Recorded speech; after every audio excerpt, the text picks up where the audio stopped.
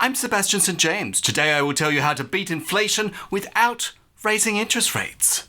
There is a secret way, known only to ancient economists, lost in the mists of time, that will allow us to completely control inflation without increasing your mortgage by a single dollar. But first, this is how we fix inflation right now. In the last 12 months, dairy has gone up by 14.9%. Wow, I hope you love that milkshake. Eggs have gone up by 11.7%. Tea and coffee, your morning brew, has gone up by 11.9%. The cure for inflation, or so you've been led to believe, is for the RBA to continue to increase interest rates. How long for? Indefinitely. Well, let's take a look. In May 2022, interest rates went up by 0.25%. In June, 0.5%. July, 0.5%. August, 0.5%, and so on, forever and ever. Haven't they finished? No, they're actually predicting the interest rates to go up more, many times more, in the future. This is Philip Lowe. Oh, he looks angry. He's the Reserve Bank of Australia's governor. He's very good at his job of raising interest rates. Too good, according to some people.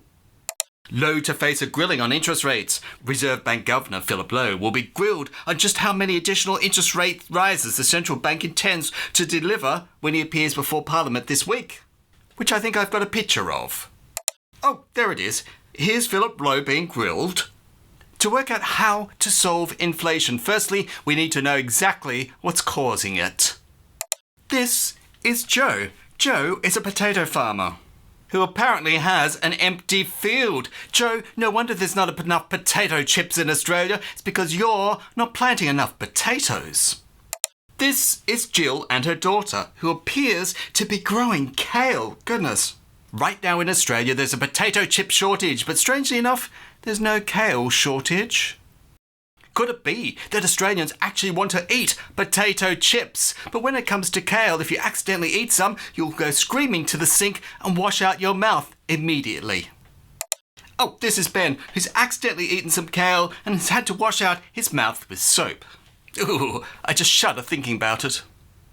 So with our vegetables, we discovered that potatoes are in high demand and kale, no, low demand. Joe the potato farmer is unable to keep up with the huge demand of potatoes. As a result, he's able to double the price that he's selling his potatoes for.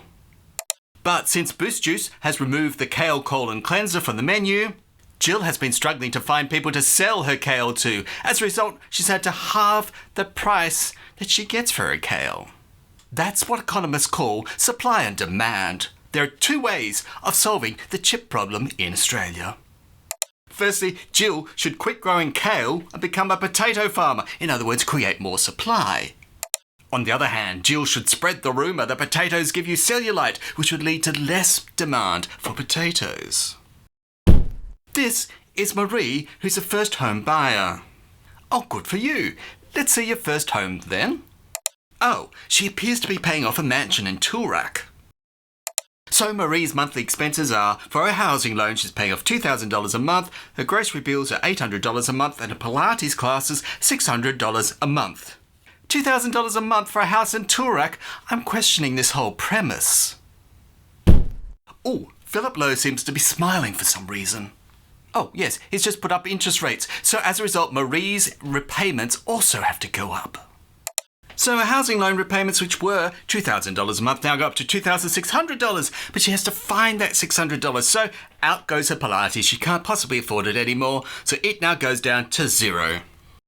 Because Marie can no longer afford to do her Pilates, she's afraid she'll get fat, and hence she's cutting out all potato eating.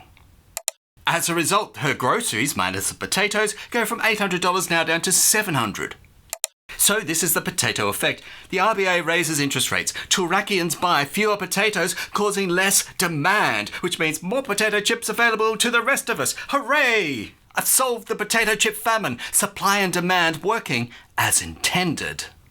Paying high interest rates will cool off the economy. It has to. People have less discretionary spending if they're paying that to the bank.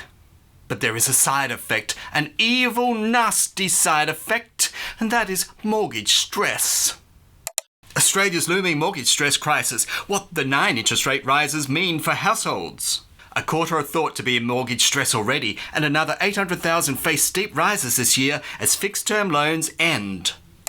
Levels of mortgage stress are fast rising and striking in pockets of the market where banks wouldn't typically think to look, with younger, fully employed people switching to interest-only repayments to cope with rising rates. Wow! But are there actually people who are benefiting from the rise in mortgage rates? Oh yes, there are.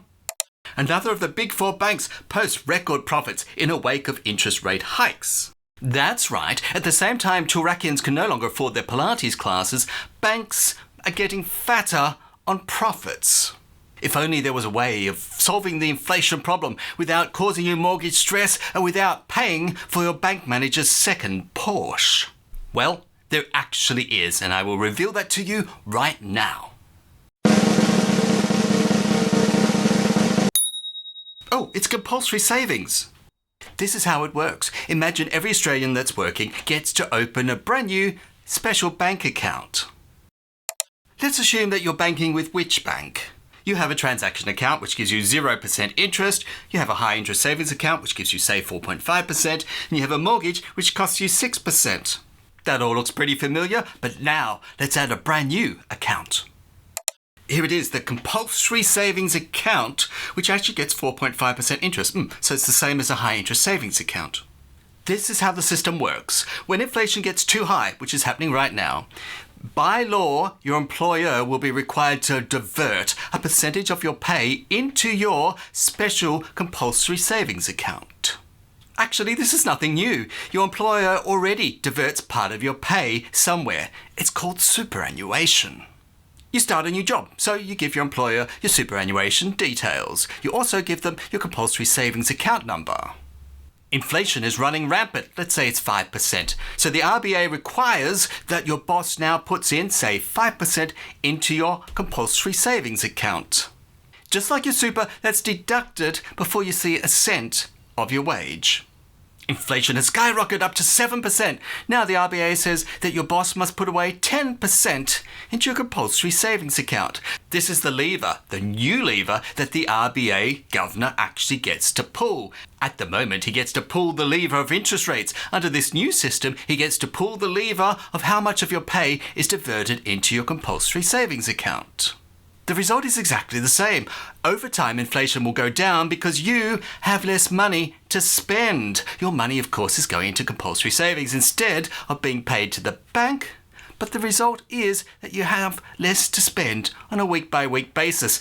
Less demand means that the prices will drop and hence lower inflation. The question is, what happens to it once it gets into my savings account? Will I ever get to see it again? Well, yes, and that's the special secret sauce of this particular system. Over time, the economy cools. Inflation now is a thing of the past. Of course, we've got the other problem now where we need more stimulus in the economy. And what do? We now start to release the money back from the compulsory savings account to you. Yes, you've now got more money to spend in your hot little hand exactly when the economy needs it and when there's absolutely no risk of inflation.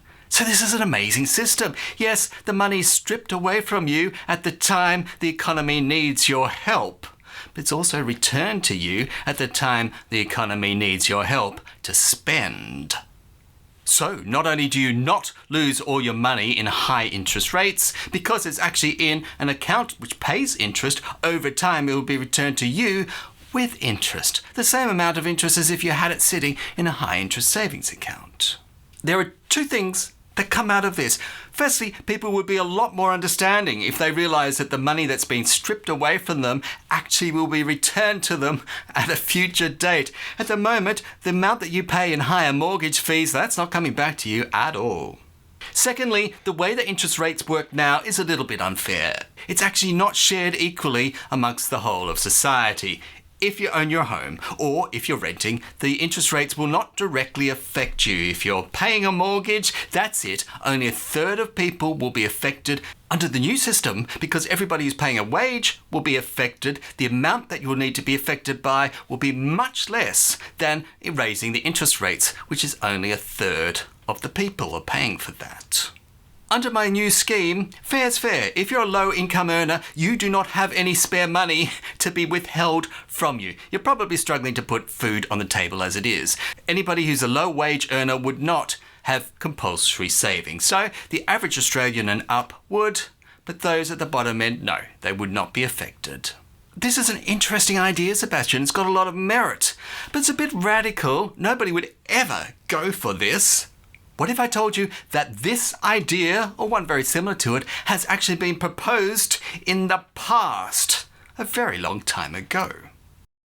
This is John Maynard Keynes. Keynes was a British economist whose theories right today are embedded in how we do things.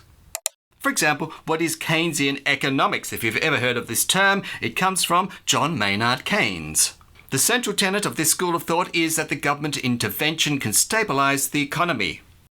During the Second World War, Keynes argued in How to Pay for the War, published in 1940, that the war effort should be largely financed by higher taxation and especially by compulsory savings, essentially workers lending money to the government, rather than deficit spending to avoid inflation. Compulsory savings would act to dampen domestic demand, assist in channeling additional output towards the war effort, and be fairer than punitive taxation, and would have the advantage of helping to avoid a post-war slump by boosting demands once workers were allowed to withdraw their savings. Now, today we're not trying to fund a war effort, but the idea of trying to control inflation by having compulsory savings is exactly what my system is based on. Now, no system is completely fair and no system is perfect. At the moment, hiking interest rates benefit one group of people in particular, retirees who live off their savings. But you know what? An awful lot of retirees don't. They're actually pensions and primarily living off the pensions and maybe getting a teeny little bit out of their savings, but they're not really living off their savings. At the other extreme, there are people who are definitely living off their savings, and a lot of them are living off dividends, in other words, from shares. Do you know, the advantage in not raising interest rates is that your companies are going to be more profitable. Borrowing costs are part of most companies, and if you kept them under control by not raising interest rates, your companies that you have shares in would actually make higher profits and be able to pay to you higher dividends. So overall, you still might win out. But there you go, that is the way of controlling inflation entirely without costing you a single extra dollar on your mortgage. Of course, right now, my system isn't in place, which means that the RBA governor will be hiking interest rates in the future and you'll be paying more on your mortgage. Do you know, if you actually had some money coming in from dividends, this could be very useful when it comes to those higher interest payments. Do you know, you could have up to $20,000 in dividends, according to this video. I'm very interested in hearing about that, or if you've seen that, click here.